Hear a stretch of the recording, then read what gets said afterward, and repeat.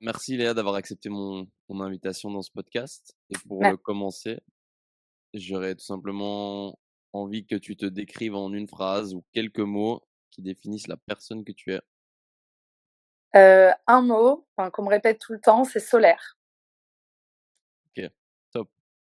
Le nom du podcast, c'est Aerakura, la force du mental. Donc pour t'expliquer un petit peu, Aerakura, c'est la déesse de l'épanouissement. Et il y a une phrase qu'elle dit qui est: tu viens juste de commencer, alors sois patient envers toi-même et le cheminement que tu as entrepris et n'abandonne pas. J'aimerais savoir si cette phrase, elle te parle et si oui, qu'est-ce qu'elle peut t'évoquer. Elle m'évoque 2 choses. La première, c'est lié à un diagnostic de cancer il y a 2 ans avec des traitements longs et du coup, ça demande, quand même de la patience et un certain, mental. Et la seconde, c'est dans le travail parce que depuis, j'ai complètement changé de métier et du coup, c'est très, très long. Donc ça va aussi avec le côté professionnel. Ok, on aura le temps de réaborder tout ça un peu plus en détail. J'aime bien savoir l'enfance, l'adolescence, comment ça s'est passé? Parce que je pense que beaucoup de choses que tu fais maintenant, enfin non, enfin plus tard dans la vie, peuvent provenir de ce qui s'est passé en enfance, et cetera. Donc j'aimerais savoir, quel genre de fille tu étais? Est-ce que ces périodes étaient faciles à vivre pour toi? Ton rapport avec, le système scolaire, quel type d'enfant tu étais? Solitude, plus, rêveur, entouré de plein de personnes, et cetera?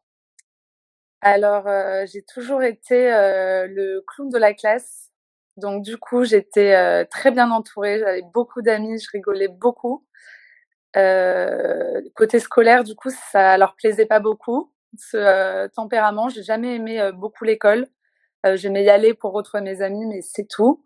J'ai redoublé ma seconde, j'ai eu le bac, je sais pas comment.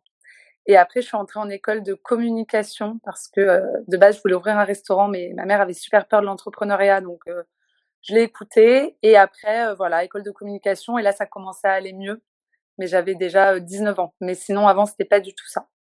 Et tu rêvais de quoi quand tu étais, gamine, style à 5, 10 ans? Waouh, 5-10 ans, je sais pas, mais 15-16 ans, je voulais être photographe culinaire. OK, original. Et ce rêve est parti ou tu as pu le réaliser? Non, ce rêve s'est transformé en je vais ouvrir mon restaurant. Donc j'ai fait après mon master, j'ai tenté un concours pour une école de cuisine, une grande école de cuisine à Paris, que j'ai eu. On était 14 à être sélectionnés, mais finalement, ça arrive à un moment de ma vie où j'ai rencontré bah, mon futur mari. Et du coup, on était plus sur d'autres projets, les voyages, etc. Et du coup, je suis restée dans le milieu de la communication, mais axée food. OK. Tu l'as un peu abordé, avant. Tu as traversé une période qui est assez compliquée, est-ce que tu pourrais un peu expliquer comment, cette maladie arrive? Comment on te la détecte?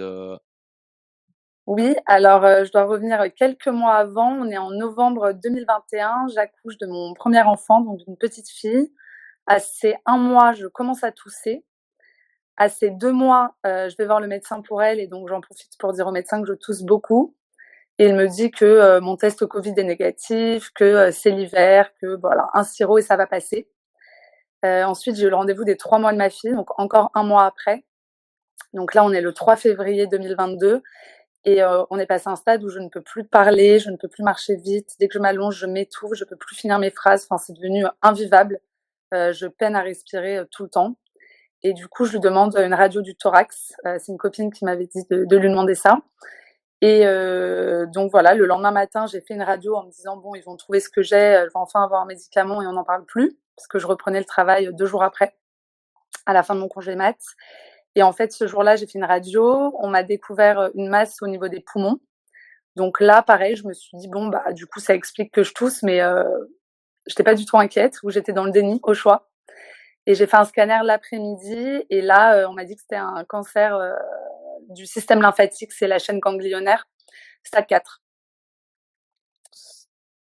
Donc Stade 4, c'est le stade le plus avancé? alors, les stades sont déterminés selon les cancers. Moi, c'est parce que ça commençait à toucher un organe vital, donc les poumons. Et en fait, la masse était tellement grosse, elle faisait un peu plus de 9 centimètres, que ça appuyait partout sur la cage thoracique. En fait, c'est pour ça que j'arrivais plus à respirer. Et du coup, quand, on fait cette radio, qu'on voit ça, qu'est-ce que les médecins te disent et ensuite, c'est quoi tes premières réactions? Alors, là, je commence à me dire, enfin, après le scanner, quand on me dit: «Faut qu'on vous parle», je dis: «Bon, 2 sur 2, ça fait quand même pas mal, il doit y avoir quelque chose de grave». On m'a dit d'aller voir, mon médecin, donc mon médecin m'a demandé de venir accompagner de mon père, et à partir de là, enfin de quelqu'un, pardon, mais je voulais pas que ce soit mon mari avec ma fille, et mon père m'a dit: «Prépare-toi, si on te demande de venir accompagner, c'est que ça va être quelque chose de grave». J'ai pas du tout pensé à un cancer au début, et en arrivant dans la salle d'attente, je me rappelle juste de certains mots qui sont, tumeur, chimiothérapie, radiothérapie. Je me souviens absolument pas du reste. Je me souviens de mon père qui me serrait la main, on avait la main tous les 2 hyper moite, et j'arrivais pas à demander au médecin, en fait, si j'allais, en mourir ou pas, parce que je connaissais pas du tout le cancer et encore moins celui-ci, et il m'a dit: «Vous savez, de toute façon, quand on meurt, on s'en rend pas compte». Donc voilà, il a tenté un peu d'humour. Ouais, c'était pas très drôle, et sinon ma première réaction, vraiment la toute première, ça a été de me demander si je serais au 1 an de ma fille. J'ai pas pensé, au fait de la laisser seule, à mon mari et cetera. C'était vraiment son anniversaire. Je sais pas pourquoi, je pense que c'était un petit peu un comme c'était à long terme, je me disais: «Bon, bah, si je fais à ça 1 an, c'est que je m'en serais sortie», et voilà, et après bien sûr, j'ai pensé à mon mari, à la petite qui avait 3 mois, au fait que j'allais devoir sortir du cabinet et l'annoncer à tout le monde, et voilà. Et comment les mois qui s'en suivent, parce qu'en plus tu viens d'accoucher, donc ton enfant est jeune et cetera, comment on gère tout ça? Parce que tu commences probablement les chimios assez rapidement, à la suite de ça. Comment gérer un peu toutes ces émotions? Parce que tu passes d'un moment, incroyable, avec une naissance et puis, quelques mois après, bam, on t'annonce un truc, ascenseur émotionnel, quoi. Ah ouais, là, c'est, ascenseur émotionnel. Tu vis, le mieux et après tu vis le pire. Alors dès le lendemain, j'ai commencé des injections pour une préservation de la fertilité, parce qu'on te dit que la chimio peut te rendre stérile. Donc tu viens d'accoucher, on te dit déjà ça, voilà: «Est-ce que vous voulez un deuxième enfant?» et cetera. Donc bon, je me suis dit: «On va le prendre, c'est un joker», et après j'ai commencé la chimio, bah, directement 14 jours, après, et ça a été compliqué parce que pendant ces 14 jours, il y avait donc les piqûres tous les jours pour, la fertilité, et il y avait tous les examens, prise de sang, biopsie et cetera. Du coup, c'est que de l'attente, en fait, de résultats pour savoir à quel stade, quel traitement on va faire et cetera, et en fait, à chaque fois, je me disais: «Chaque jour qui passe, je vais avoir plus de ganglions avec des cellules cancéreuses», et vu qu'on en a dans tout le corps, je m'imaginais vraiment, en fait, un sapin de Noël, quoi, avoir, des ganglions, cancéreux dans tout le corps, et donc j'avais hâte de commencer la chimio. Et ensuite, voilà, il y a eu la première chimio, on m'avait dit que c'était, la plus compliquée, et en fait, ça allait très, très bien. En sortant, je suis allée au restaurant avec ma famille, enfin comme si de rien n'était, et en fait, ça a été de pire en pire, hein. La première, ça a été la plus simple, pour moi. Hem, 3-4 jours après les chimios, je dirais que j'étais vraiment, au fond de mon lit. Je me levais un petit peu pour voir ma fille et pour manger, et sinon le reste du temps, les 10 jours avant la chimio d'après, je vivais exactement comme avant. OK. Et tu parlais de, allez, de faire, pour la fertilité que donc j'avais vu, sous un de tes posts que tu parlais de cette période-là. Est-ce que en fait, on n'y pense peut-être pas, hein, que la chimio, peut te rendre, stérile et que du coup, ben, on te dit, tu dois faire, des donc c'est quoi? C'est des piqûres régulières pour, Ouais, c'est des injections, pendant 14 jours pour, stimuler, les hormones et cetera, et après au bout de 14 jours, on te fait une ponction, donc on te prend des ovocytes qui sont congelés, bah, là jusqu'à mes 45 ans. OK. Et j'ai vu que sous un de tes posts, quand tu abordes ça, ça a été très compliqué aussi, cet épisode-là. Est-ce Mmh. que, si tu es d'accord évidemment, d'échanger et d'expliquer un petit peu, Ouais, alors faut savoir qu'avant d'avoir ma fille, on m'avait dit que je pouvais pas avoir d'enfant naturellement, donc je devais justement entamer un parcours PMA. J'ai mis 2 ans à tomber enceinte, et finalement, ma fille est arrivée naturellement, donc ce problème était un peu, mis sous la porte, et du coup, en fait, on t'annonce que tu as un cancer. Dans la minute qui suit, on te dit que tu peux devenir stérile, que dès le lendemain, tu vas commencer des piqûres et cetera. En fait, tu as pas le temps de te poser. C'est-à-dire que tu te prends 2 nouvelles dans la tête, voilà, et ça a été très compliqué parce que, ça s'est assez mal passé. Du coup, j'ai fait une hémorragie de l'ovaire, un malaise, enfin, il y a rien qui allait, et en même temps, tu as en tête que dans, 1 jour, parce qu'après la ponction, c'est le lendemain, la chimio, tu commences un énorme traitement. Donc en fait, tu as aucun répit, et tu te dis, en plus de ça, après que tout soit terminé, ça se trouve, je serai stérile. Et si je veux un deuxième enfant, je vais devoir refaire des stimulations, etc. Donc j'avoue, tu te dis, c'est beaucoup, quoi. Genre un cancer, c'est suffisant. Mais comment tu fais, ouais, parce qu'on se dit comment on arrive à mentalement à garder, la face, si je peux dire ça comme ça? Est-ce qu'il y a des choses qui t'aident plus durant cette période de ta vie? Bah, je pense que mon état d'esprit, entre guillemets, qui était celui que j'avais avant, hein, ça a été ma première ligne de défense. Je pense que l'état d'esprit, ça va pas changer le traitement lui-même, ton taux de guérison, etc. Mais ça va peut-être changer la manière dont tu vas traverser le parcours. En tout cas, moi, ça a été le cas. Je suis quelqu'un d'hyper positif et j'ai pas voulu que ça change. Enfin, je voulais pas que le cancer m'enlève cette petite partie de moi. Et, et ma fille, je pense, hein, parce que tu as à la maison un enfant qui a 3 mois, tu te dis que tu peux pas baisser les bras, en fait. T'as pas le choix. Donc, je sais pas, je me suis mise dans une bulle et je me suis dit, c'est parti, et on verra dans 7 mois ce que le médecin me dit. Mmh. Et est-ce que les chimios, il y a des effets secondaires? Est-ce que tu as perdu, tes cheveux, Alors, on m'avait dit que j'allais les perdre. D'ailleurs, l'oncologue m'a conseillé de les couper sous les oreilles avant de commencer les traitements pour qu'ils soient moins lourds et du coup qu'il y ait moins de chance, enfin moins de poids et qu'ils tombent moins vite. J'ai pas voulu parce que déjà j'ai pas beaucoup de cheveux, ils sont fins, donc je me suis dit ils sont pas lourds. Et j'ai pas voulu, je me suis dit on verra au fur et à mesure, c'était déjà beaucoup d'informations. Et en fait, j'ai perdu des cheveux, mais plutôt sur les tempes, sous le dessous des cheveux. Donc c'était pas forcément visible. Moi, si je m'attachais les cheveux, je le voyais bien évidemment, j'avais moins de cheveux, etc. Mais j'ai pas perdu mes cheveux ou j'ai pas eu besoin de les raser comme certaines. J'ai perdu beaucoup de cils et beaucoup de sourcils pour le coup, ça c'était plus visible. Mais après, il y a d'autres effets secondaires qui sont les nausées. Alors ça, c'est le pire. Entre la sortie de la chimio et 4 jours après, c'est énorme. La fatigue, et puis selon les personnes, il y en a beaucoup plus. Moi, ça a été vraiment la nausée et la fatigue. mmh et du coup, toutes ces chimios, ça dure combien de temps? Alors les chimios, j'en ai eu 8, ça a duré 3 ou 4 mois, et après j'ai eu 20 séances de radiothérapie, c'est une séance par jour. OK, donc 3-4 mois les en tout ou 3-4 mois Non, les en 8? 6 mois et demi. Pardon? Chimio plus radiothérapie, 6 mois et demi. OK, ouais, quand même, ouais. J'aimerais savoir si le regard des gens, il change quand tu annonces que tu es atteint de cette maladie et s'il change, à quel niveau il change? Peut-être que tu as enfin, je sais pas, peut-être des gens qui vont vouloir, être hyper présents, mais peut-être parfois, trop, où tu as envie de te dire: «Bah, laissez-moi un peu respirer aussi». Bah, même si Pas c'est mal, ça part ça. du de la bienveillance, mais j'aimerais un peu savoir tout ça. Le regard des gens, je pense que ça dépend de comment toi tu amènes la chose. C'est-à-dire que je pense que si tu tombes, comme ça arrive souvent, hein, une dépression, ou que tu es hyper triste, que tu te replies sur toi-même, je pense que les gens vont te voir peut-être vouloir plus te protéger, se dire attends, elle est malade, elle va pas bien, etc. Moi, je me suis dit, si je me montre pas bien, entre guillemets, déjà devant mes parents, parce que pour les parents, c'est horrible hein, d'entendre ça pour son enfant, je me suis dit, si je leur montre que ça va et que je tiens le coup, eux, ça ira. Et j'avais pas envie de les voir mal, j'avais envie de voir personne mal. Et comme je le gérais plutôt bien mentalement, je pense que ça a aidé les gens à se dire, elle gère, entre guillemets, hein, parce que tu peux pas tout gérer.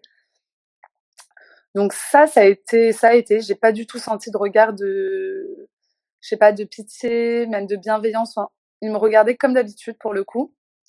Après, mon entourage est assez solide, donc ça a pas bougé. Ils ont été tous super présents. Mais par contre, c'est vrai qu'il y a des personnes, tu vois, t'es pas forcément proche d'elles, mais soit elles ont été touchées par un cancer dans leur famille ou quoi, donc elles savent un peu comment te parler. Soit ça va leur prendre au cœur et elles vont être super présentes, alors qu'avant, c'est des personnes dont tu étais pas forcément très proche. Donc c'est des relations qui se nouent aussi autour de ça, donc c'est plutôt chouette. Mais j'ai pas de personnes qui sont parties, qui m'ont plus donné de nouvelles, ça c'est pas arrivé. Heu, Tu dirais même si certes, enfin, c'est sûr que c'est quelque chose de très difficile à vivre, est-ce qu'il y a une chose qui est, heu, plus dure à vivre que d'autres quand tu es atteint de ce genre de maladie? Je pense que si tu es tout seul, c'est pas du tout la même chose. Si tu es tout seul, ou alors j'ai même entendu des personnes dire, «J'ai pas voulu inquiéter mon entourage, Donc j'en ai pas parlé à mon mari, j'en ai pas parlé à mes enfants, donc là tu le caches quoi, jusqu'à ce que tu puisses le cacher. Et je pense que la solitude, c'est vraiment le plus compliqué, ou d'avoir quelqu'un chez toi qui te dit bon ça va. J'ai déjà entendu des filles me dire, on m'a dit bon ça va, c'est un peu comme une grippe en pire. Je pense que si on me dit ça toute la journée, c'est assez dur à encaisser. Mmh.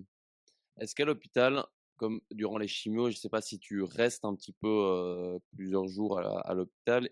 Et si oui, est-ce que tu as pu nouer, des liens avec des gens de l'hôpital? Est-ce que tu as fait des rencontres avec peut-être d'autres malades et cetera qui t'ont aidé, à traverser cette étape? Alors moi, ma chimio en tout cas, parce que vraiment il y en a avec hospitalisation, j'y allais, je restais 4-5 heures et je rentrais chez moi. À chaque fois, c'était une infirmière différente, mais je leur racontais ma vie pendant toutes les chimios. Et sinon, non, du coup, je suis pas restée à l'hôpital, j'ai pas revu toujours les mêmes personnes. J'ai plus contacté des personnes, tu vois, quand on m'a appris que j'avais un lymphome d'Hodgkin, j'ai dit à tout mon entourage. Il y en a certains qui m'ont dit: «Ah bah, mon oncle ou le cousin de ma sœur a déjà eu ça». Et du coup, je les ai contactés et je leur ai demandé un peu des petits tips, vu qu'ils étaient passés par là. Parce que les médecins, eux, ils sont très traitement, traitement, traitement, mais ils te disent pas, «Oh, buvez une boisson chaude avant la chimio, ça ira mieux», tu vois? Ils sont pas passés par là, donc oui, j'ai quand même parlé à 3-4 personnes qui avaient eu la même chose que moi, mais en dehors de la sphère de l'hôpital. Et ça aide du coup à mieux appréhender, et mieux gérer ta maladie? Ouais, moi, ça m'a beaucoup aidé. Ouais, ça m'a beaucoup aidé d'avoir des petits conseils, du soutien de personnes qui avaient vécu ça pour le coup, parce que mes proches étaient hyper présents, mais personne n'avait vécu ça, heureusement pour eux. Et du coup, ils essayent de comprendre, ils essayent de t'aider, mais tu dis, «Oui, mais tu comprends pas vu que tu pas vécu ça». Donc ouais, ça a été, d'une grande aide. Mmh. Et au final, ta maladie, même si tu as un entourage, c'est quelque chose que tu vis toi et toi seul. J'aimerais savoir, ta relation, que ce soit durant la maladie, même maintenant aussi, par rapport à la solitude. Alors, bonne question, très bonne question et je vais te répondre. J'ai toujours détesté la solitude. Comme je te disais, dès toute petite, j'avais plein de copains, plein de copines à la maison, des frères, des sœurs, des demi-frères, enfin, j'étais toujours entourée. Et depuis la maladie, j'aime beaucoup plus être seule. Alors, je pars pas 3 semaines en vacances toute seule, hein, mais j'aime bien me retrouver, avoir mes petits moments. Là, cet été, mon mari est parti seul avec ma fille quelques jours. J'aurais pas fait ça avant. Et là, je trouve que c'est bien tu vois, d'avoir du temps pour toi, pour rien faire, réfléchir. Et avant, j'aurais jamais fait ça. OK. Donc tu prends du plaisir grâce, je sais pas si c'est le bon terme, Ouais, mais, ça a de changé ma vision de la solitude, quoi. Je me suis dit: «Il y a des moments où tu as besoin, d'être avec toi-même» et ça me dérange pas du tout, du coup. et qu'est-ce qui a est-ce que ta vision de la vie sur d'autres choses que la solitude a changé avec cette maladie? Oui, alors moi, j'ai toujours eu très, très peur de la mort, depuis mes 5 ans, voire peut-être même avant, mais bon, je me souviens pas avant mes 5 ans. Tant que mon père était pas rentré du travail le soir, par exemple, je me disais: «Il a eu un problème», donc je dormais pas. Je suis un peu, tarée là-dessus.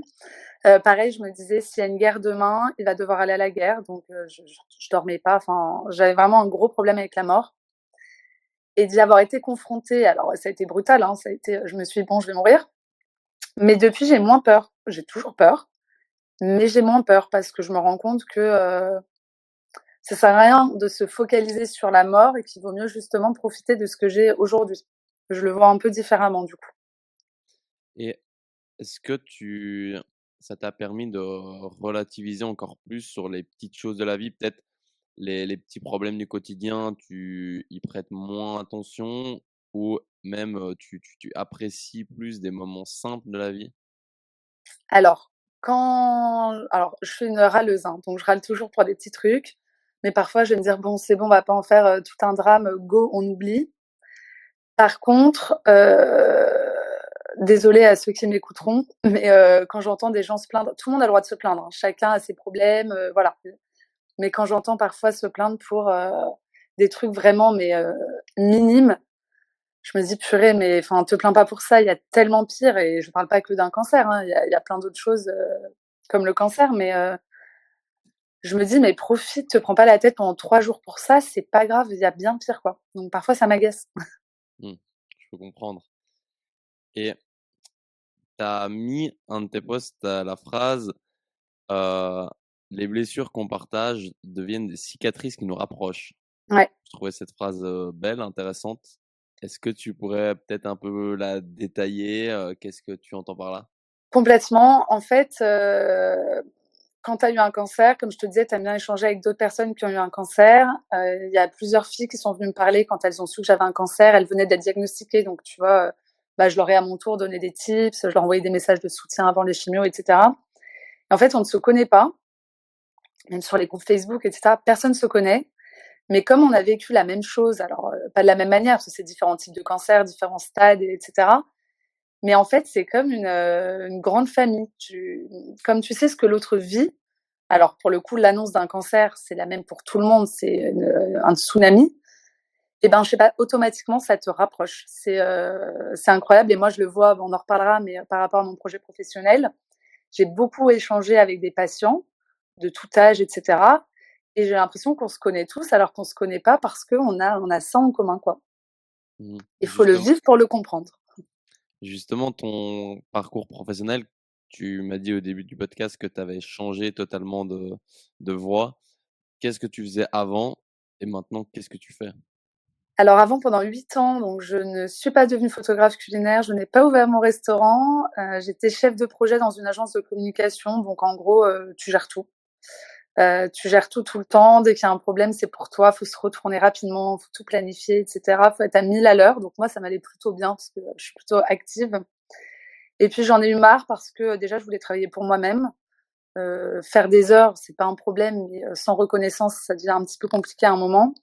Et j'avais besoin d'avoir un peu ce côté créatif, de faire un peu ce que je voulais quand je voulais. Mais je savais pas du tout quoi faire. Donc j'ai fait des terrariums, j'ai fait de la couture pour bébé pendant la chimio. Enfin, j'ai testé plein plein de choses. Et en fait, quand je suis tombée malade, je me suis dit, OK, tu vas faire un projet en lien avec le cancer. Je savais pas quoi, je savais pas quand, je savais pas comment. Mais je savais que ça bouleverserait assez ma vie et que je devrais en faire quelque chose de positif, entre guillemets.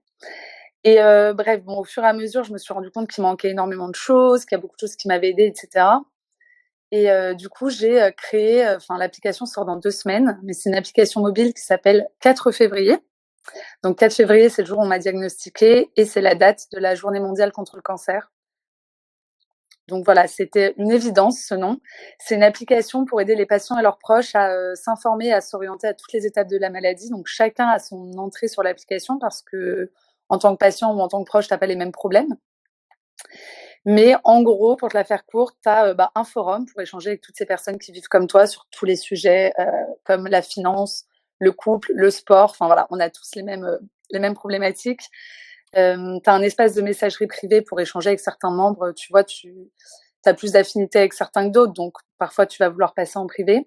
Et tu as aussi un carnet de santé pour rentrer tous tes traitements, tes rendez-vous médicaux, etc. Et tu peux partager ce que tu veux de ce carnet de santé avec tes proches qui sont sur l'application.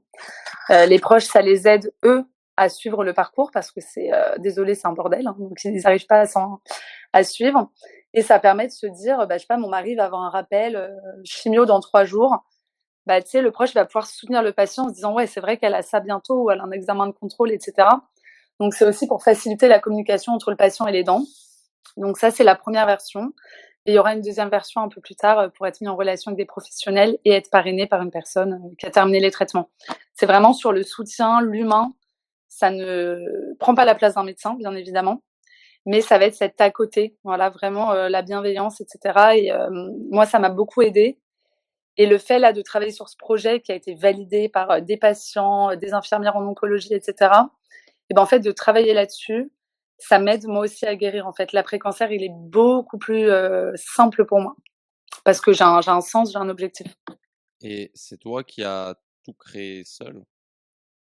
Tout, tout, tout, tout. Je suis toute seule depuis 9 mois, donc forcément ça prend un peu plus de temps que si on était plusieurs. J'ai tout créé, enfin que ce soit toute la com Instagram, les démarchages avec les hôpitaux, tous les écrans de l'application, c'est moi qui les ai faits.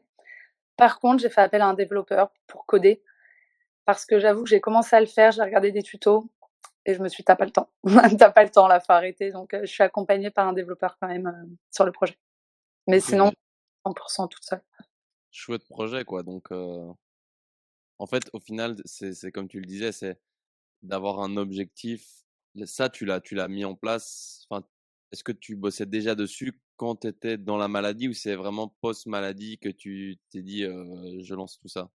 Pendant les traitements, je me suis dit: «Tu vas lancer quelque chose». Pendant les 6 mois, tu vois, je me suis dit: «OK, sur quoi on part?» J'avais des petites idées et puis à un moment, bah, j'ai dû retourner travailler et ça a été, catastrophique parce qu'en fait, tu retrouves, les mêmes clients, les mêmes collègues, les mêmes patrons. On te remet les mêmes réunions, mais en fait, toi, tu as changé. Tu es là, mais tu es pas là. Tu as envie de leur dire: «Je ne suis plus là, les gars». Et en fait, j'avais hyper peur de quitter mon CDI parce que, bah, on t'annonce une rémission, mais on te dit aussi qu'il y a un taux de rechute possible et tu te dis: «Attends, si je quitte mon boulot, que je rechute», enfin, bon après tu te voilà. Et puis 1 an post-rémission, j'ai eu plein d'examens et je me suis dit: «Si les résultats sont bons, je quitte mon boulot». Les résultats étaient bons, donc dès le lendemain matin, je dis à mon patron: «S'il te plaît, laisse-moi partir et fais-moi une rupture conventionnelle».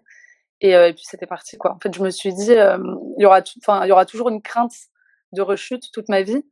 Je vais pas rester, jusqu'à la retraite en agence de communication alors que j'aime plus ça, quoi. Donc je me suis mis un petit coup de pied aux fesses et du coup, là, je bosse dessus depuis, bah, ça fait 1 an, là.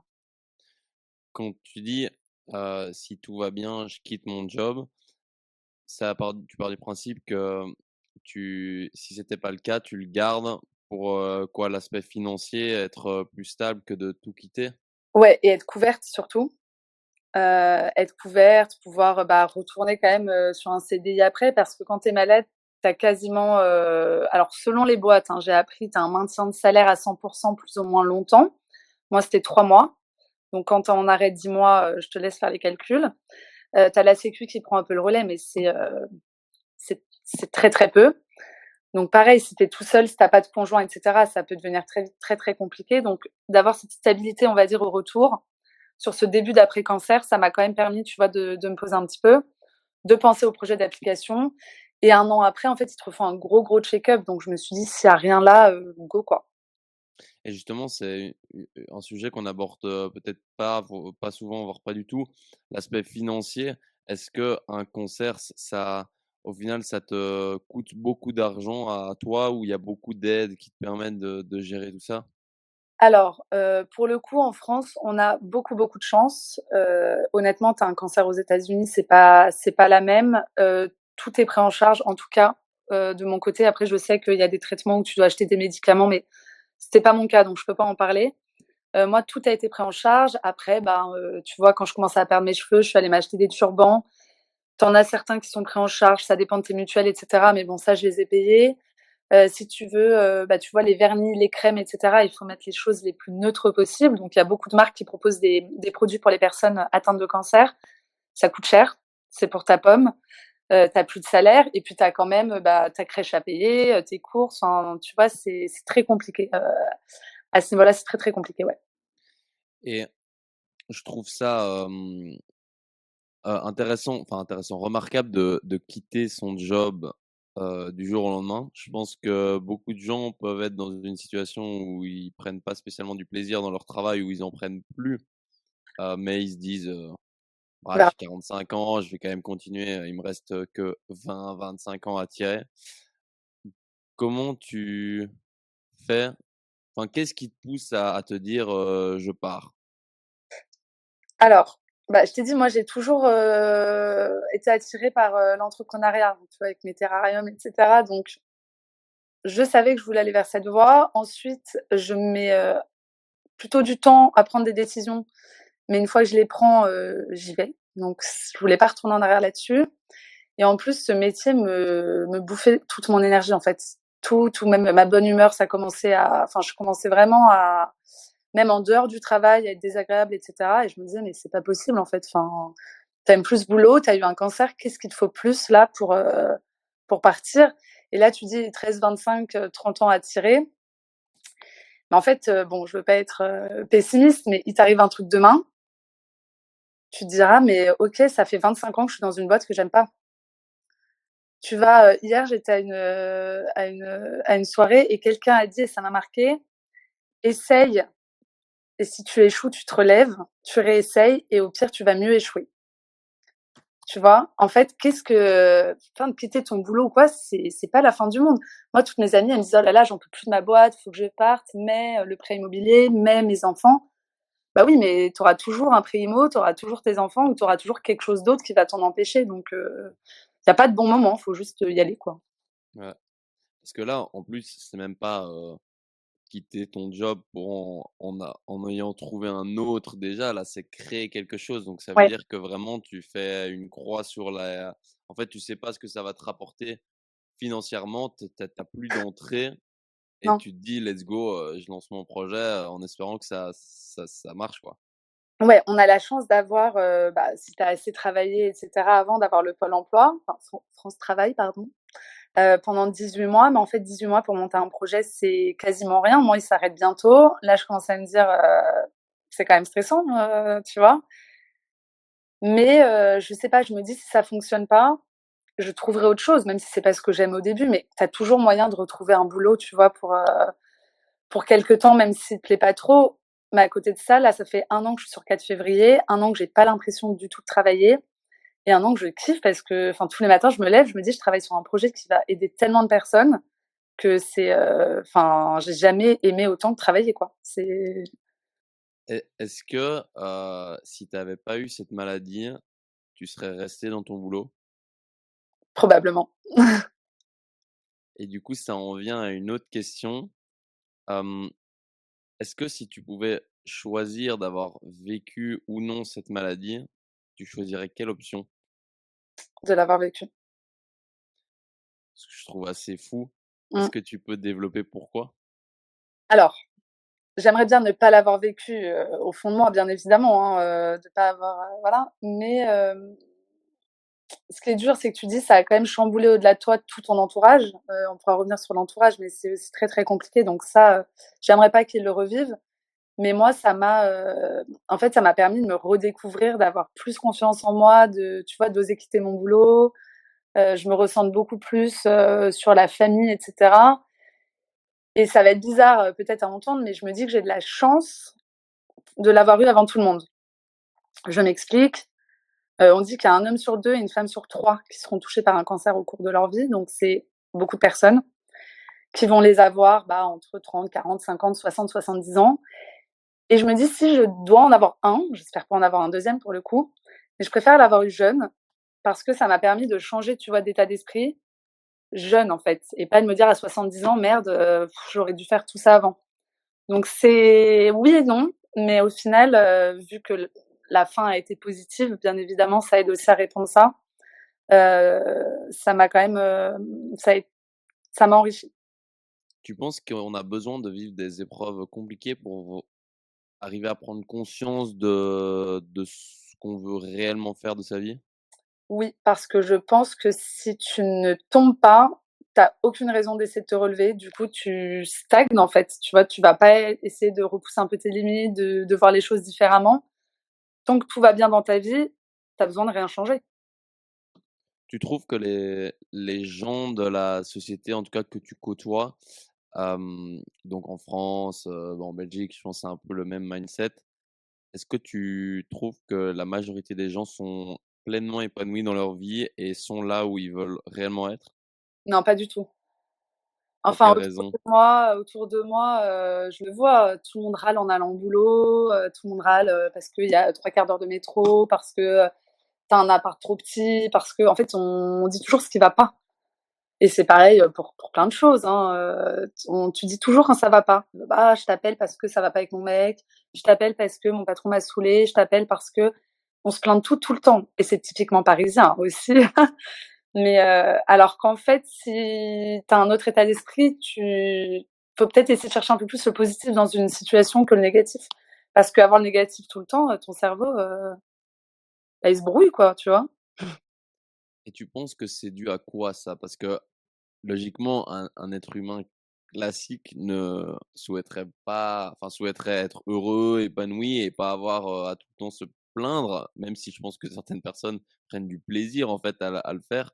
Mais comment on peut expliquer que ces gens n'arrivent pas à être là où elles veulent être, pardon, elles se lancent pas dans ce qu'elles veulent faire réellement et en fait, elles acceptent la situation telle qu'elle est maintenant, sans vouloir changer, en sachant peut-être au fond d'elles-mêmes qu'elles sont pas en accord avec elle. Ouais, ouais, bonne question. Je dirais que la première, c'est que tout le monde pense avoir le temps pour rebondir un jour.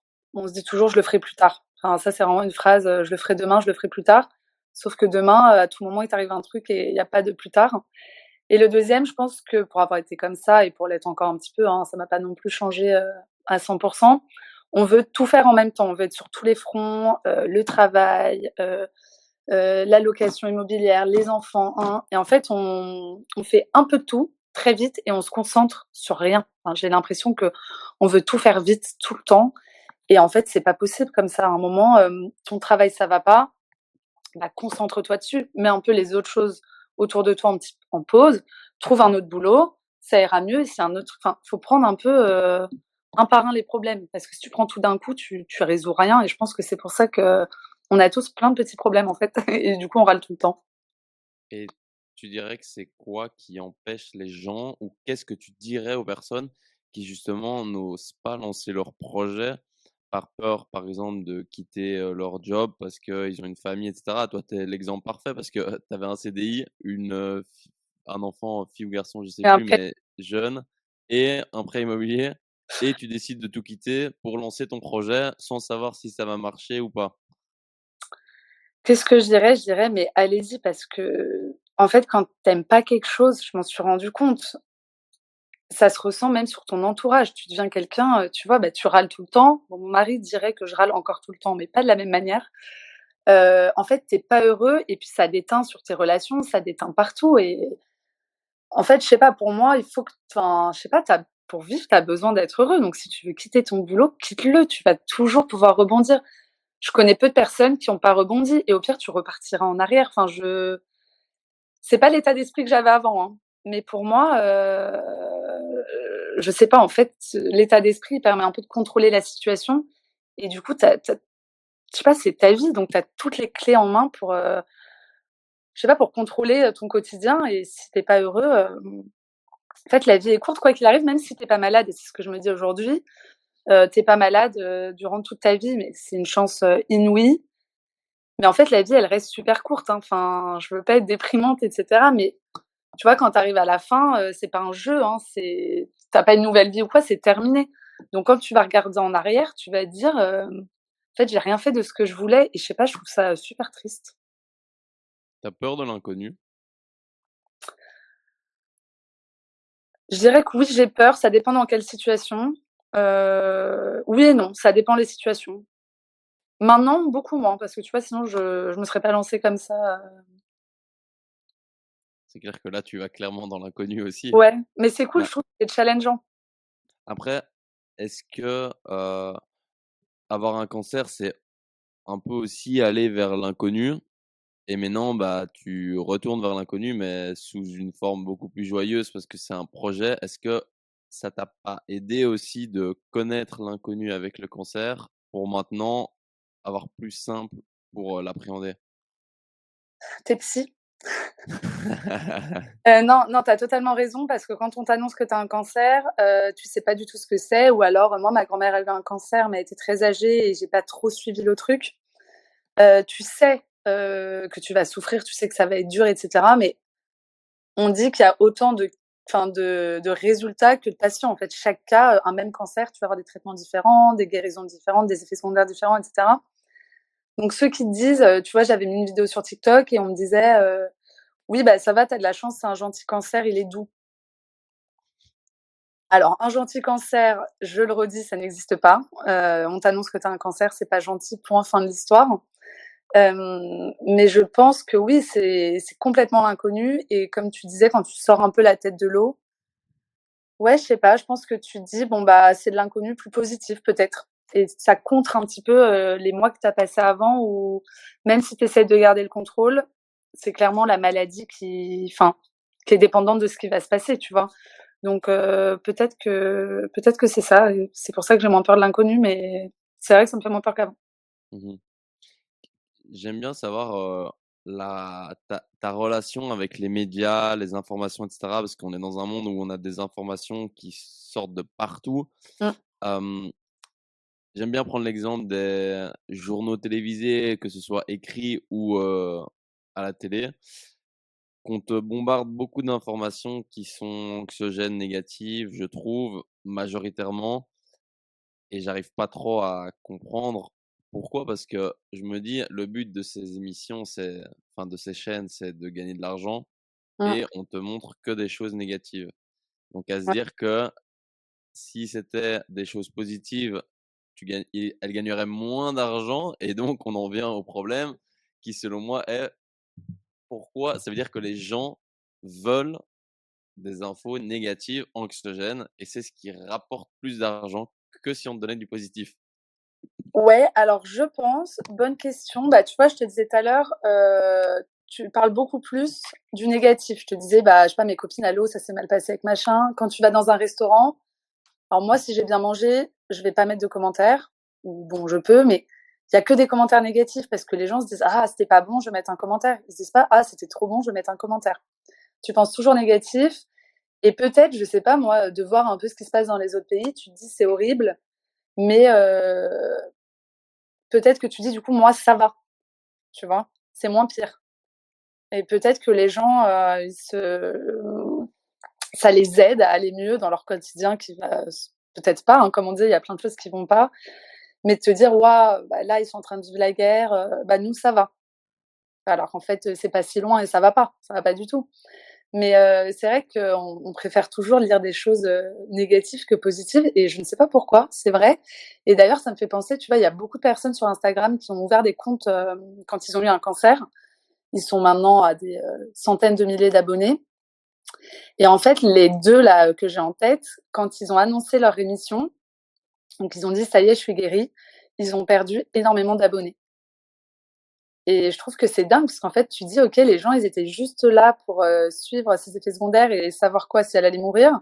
Et maintenant qu'on sait qu'elle va bien, on se désabonne, tu vois. Et je m'étais dit mais c'est un truc de dingue. Et je sais pas, les gens ils sont un peu dans le voyeurisme, sans doute. Ouais, c'est un peu malsain. Ouais, un peu, ouais. Et on parlait un petit peu de l'entourage justement en période de maladie. Je pense, je l'ai pas vécu, mais je me doute que ça doit être très compliqué pour l'entourage aussi, mais pour toi également, qui a déjà cette maladie à gérer, plus peut-être voir que ton entourage est impacté et enfin, comment cette situation tu l'as gérée aussi et peut-être se dire, est-ce que parfois tu culpabilises de certaines choses alors que tu y es pour strictement rien, mais de te dire putain, c'est entre guillemets à cause de moi que mon entourage est comme ça, alors qu'en fait, bah non. Alors non, j'ai jamais culpabilisé parce que c'est pas de ma faute. Alors ceux qui disent: «Oui, mais il faut pas, si on n'avait pas bu, si on n'avait pas» oui, avec des «si» tu refais le monde. Mais bon, en tout cas, là, tu es malade, c'est pas de ta faute. Enfin, moi, je pars du principe que c'est pas de ma faute.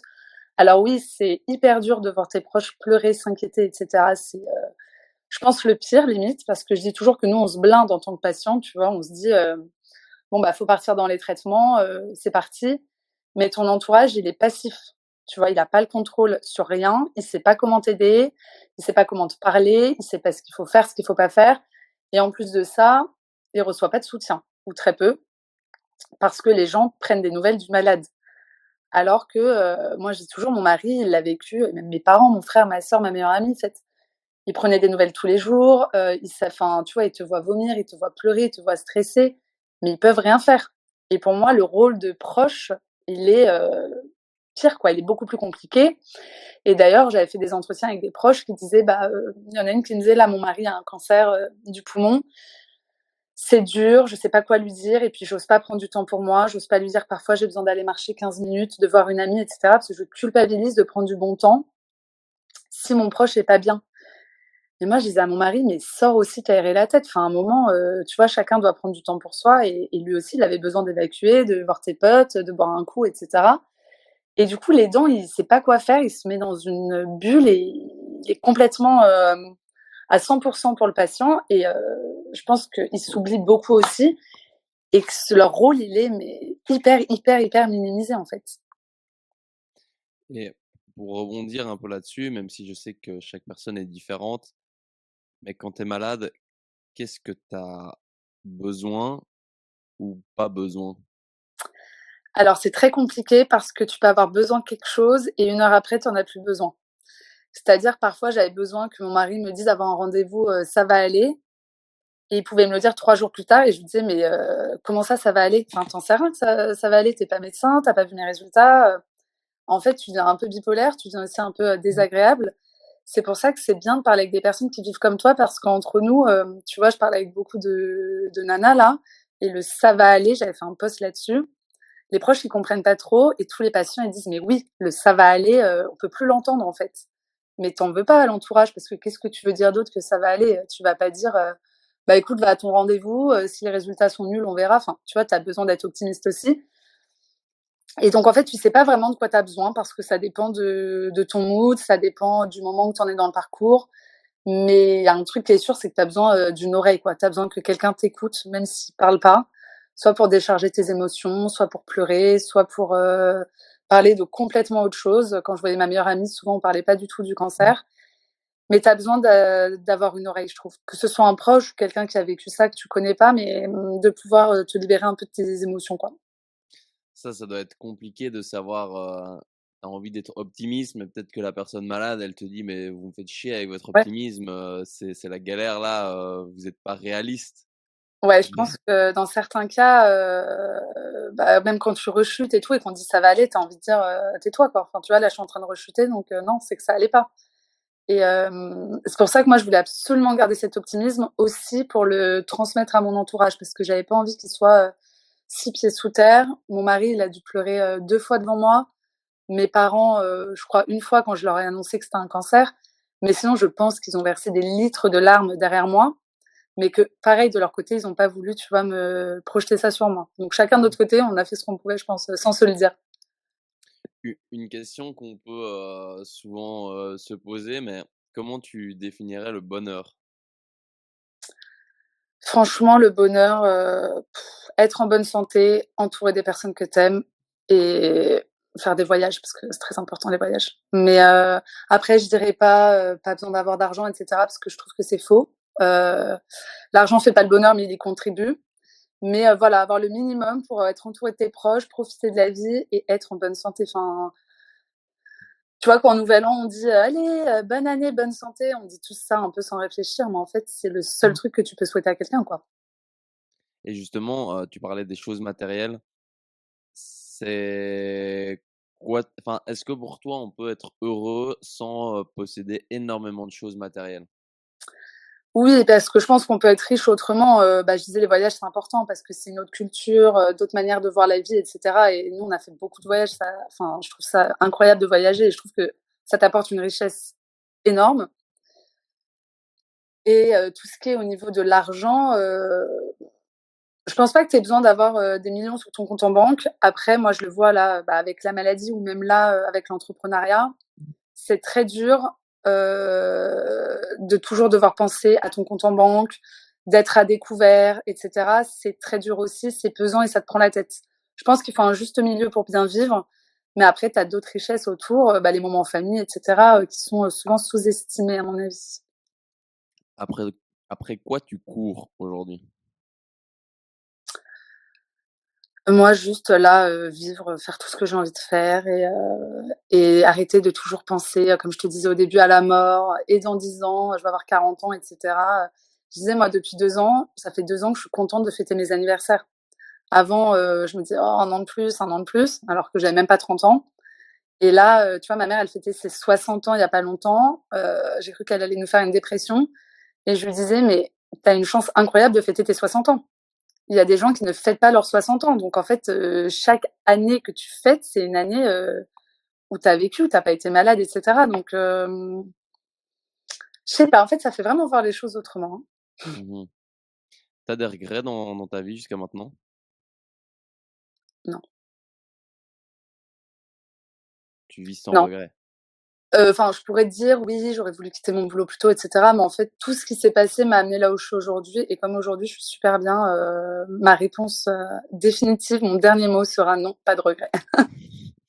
Et justement, tu penses que c'est quoi là où les clés pour être épanoui dans sa vie? Juste faire, ce que tu as envie de faire, en fait, pas toujours, suivre le système, ce qu'on te dit de faire, et cetera, parce qu'au final, tu vas suivre ce qu'on dit de faire. Souvent, les parents, tu vois, bah, moi, je te disais, je voulais ouvrir mon restaurant. Ma mère, elle était en panique, donc j'ai continué dans la voie classique. Ça finira toujours à un moment donné à bloquer, parce que tu auras pas fait ce que tu voulais faire directement. Donc juste, t'écouter, faire ce que tu veux, parce que, bah, comme tu le disais, c'est toi et toi-même, hein, tout le temps. Donc, non, faire ce que tu as envie de faire, je pense que c'est le plus important. On parlait de certaines phrases tout à l'heure que tu avais entendues qui t'avaient peut-être aidé. Est-ce que tu as des phrases qui t'aident maintenant, qui t'accompagnent, au quotidien? Peut-être que quelqu'un t'a dit, que ce soit durant la maladie, avant, après, ou, en lesquelles tu crois beaucoup? Alors il y en a 2, il y en a une, c'était à l'annonce du cancer. Mon frère m'a écrit un message, mon petit frère, il m'a dit: «C'est pas toi qui as le cancer, c'est le cancer qui t'a». Sous-entendu, il a toqué à la mauvaise porte et tu vas le défoncer. Et ensuite, j'entendais toujours, tu vois, il faut apprendre à danser sous la pluie, patati. Alors moi, j'écoutais sans écouter, hein, avant le cancer, et maintenant je me dis c'est vrai. Comme je disais, il faut essayer de voir le positif partout. Et du coup, mon petit mantra qui restera mon petit mantra à vie, c'est derrière les nuages il y a le soleil. Et d'ailleurs, je me suis tatoué un petit nuage, un petit soleil sur le bras. Comme ça, je n'oublie pas. Qu'est-ce que Parce qu'au final, avec, cette maladie, changer son boulot, créer sa boîte, tu as beaucoup d'expérience. Qu'est-ce que la vie enfin, qu'est-ce que toutes ces expériences t'ont appris sur la vie ou sur toi-même de manière plus générale et que tu pourrais transmettre aux autres? Bah, moi, c'est juste, en fait, que la vie est courte. Enfin, j'arrive pas à expliquer quand je pense à ça. En fait, dans ma tête, c'est très clair. Je te le disais tout à l'heure, moi, je visualise un jeu vidéo, alors que je ne joue pas aux jeux vidéo. J'étais nulle. Du coup, les game over, j'en ai eu, 1 000 000. Et en fait, tu reviens et en fait, quand j'essaie de à penser à la vie et cetera, je n'arrive pas à l'exprimer. Mais je vois vraiment, tu vois, une espèce de courbe avec, la fin à un moment donné. Et en fait, je pense qu'on ne je sais pas, on n'imagine pas, vu qu'on se dit toujours que tout va bien aller et que tout va toujours arriver qu'aux autres, on n'imagine pas en fait qu'à un moment il y a une fin et que et ouais, il y aura pas de retour en arrière. On a une vie, c'est ce que je pense en tout cas. On n'a qu'une vie et ouais, 90 ans c'est beaucoup, mais en fait 90 ans c'est rien quoi. En fait, je sais pas, il y a un truc qui me fait dire que les gens ne réalisent pas à quel point c'est court et à quel point ça passe vite. Et c'est pour ça, quand tu as un coup dur, bah, à 30 ans, ça te permet peut-être de le réaliser. C'est pour ça que je disais que c'est aussi une chance, entre guillemets, de pouvoir capter ça, en fait. J'arrive pas, enfin, voilà, je sais pas si c'est clair, mais Ouais, je vois ce que tu veux dire. Souvent, en fait, on pense qu'on a, beh, comme tu l'as dit tout à l'heure, hein, mais toujours vouloir reporter: «Ouais, mais je ferai ça un peu plus tard, je ferai ça un peu plus tard, je ferai ça un peu plus tard» et au final, tu le fais, jamais. Il y avait un on acteur va pas le faire. qui disait ça, que quand tu es enfant, tu veux être adulte, quand tu es adulte, tu veux faire ça, nin Ouais. et je ferai ça plus tard, plus tard, plus tard et plus tard, c'est, heu, entre les planches et voilà et tu rien fait, tu vois? Donc Ouais, tu dis: «Ah bah, je l'ai pas fait, bah ouais, super». Enfin, je sais pas, en fait, ouais, je sais pas, je me dis: «Le jour où je vais mourir, j'ai envie de me dire que j'ai fait un maximum pour faire ce que je voulais». si tu rencontrais si tu te rencontrais maintenant, mais la petite fille, qui avait 5 ans, en sachant tout ce qui va s'en suivre jusqu'à maintenant, tu lui dirais quoi? Bah, je lui dirais qu'elle va en chier, qu'elle va vivre, un truc, hyper dur, mais qu'à côté, elle va vivre, plein de trucs de fou, quoi. Plein de voyages, une petite fille incroyable, un mari incroyable, des amis incroyables, une famille incroyable et que ça sera une petite tache noire, au milieu d'un gros soleil, quoi. Et qu'elle va réussir parce que, voilà, elle aura un bon état d'esprit et qu'elle sera super bien entourée. Qu'est-ce que tu veux, donner comme, valeur ou pas uniquement des valeurs, mais qu'est-ce que tu veux transmettre à ta fille? La bienveillance, très important. Et là, c'est pas que la maladie, c'est dans la vie en général, la bienveillance, et la joie de vivre, enfin tout ce côté, comme je disais, solaire et cetera. Bon, pour l'instant, on est bien parti. Et après, de faire ce qu'elle veut. Enfin, pour le coup, il y a un truc qui est sûr, c'est que je la bloquerai pas sur quoi que ce soit. Tu as envie de faire quelque chose, tu fonces, tu le fais et si tu te foires, c'est pas grave parce qu'en fait, tu te foires pas vraiment, tu apprends juste et trace, quoi. Fais ce que tu veux et trace.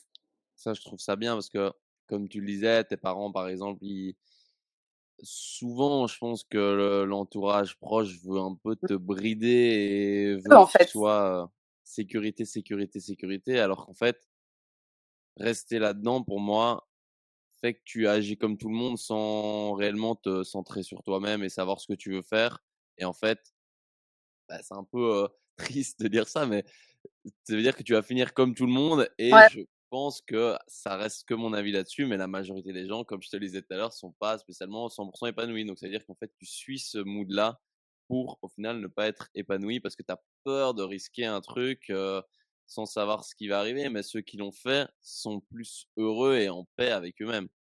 ouais et je pense que, ouais, après c'est notre génération, nos parents ils sont frileux, enfin, tu vois, ils sont plus sur le côté CDI, rester 40 ans dans ta boîte et cetera. Moi, elle voit, ma petite sœur, elle change de boulot tout le temps. Ma mère, elle est en mode: «Mais on faisait pas ça à notre époque», tu vois? Mais en fait, je leur en veux pas du tout et je pense que j'aurais pu être pareil avec ma fille, mais je pense que cette épreuve me fera dire qu'en fait, il faut juste qu'elle s'écoute et il y a pas de bonne ou de mauvaise direction. En fait, c'est la direction que toi, tu décides de prendre et puis si à un moment, tu te rends compte que, bah, tu as pas pris la bonne direction, bah, tu fais demi-tour, c'est tout et puis c'est reparti mais ouais et ouais, l'optimisme, tout ça, je veux lui transmettre ça, quoi. Et pour finir le podcast, c'est tout simplement toi qui auras le ou les mots de la fin. Le mot de la fin, le mot de la fin, le mot de la fin. Le mot de la fin, beh, vivez quoi. C'est le seul mot que je peux dire. Vous le prenez comme vous voulez, sur le domaine que vous voulez, mais vivez et aussi je te remercie beaucoup parce que, tu m'as sortie de ma zone de confort avec toutes ces questions, mais c'est bien de d'y réfléchir, donc je te remercie aussi pour ça. Bah, merci à toi d'avoir pris, ce temps-là pour répondre à toutes ces questions, de partager aussi, ces étapes, qui sont, difficiles, mais aussi, plus personnelles. Donc, je pense que ça doit pas être simple de parler de ça ouvertement et cetera, alors que c'est assez récent. Donc, merci pour tout ça.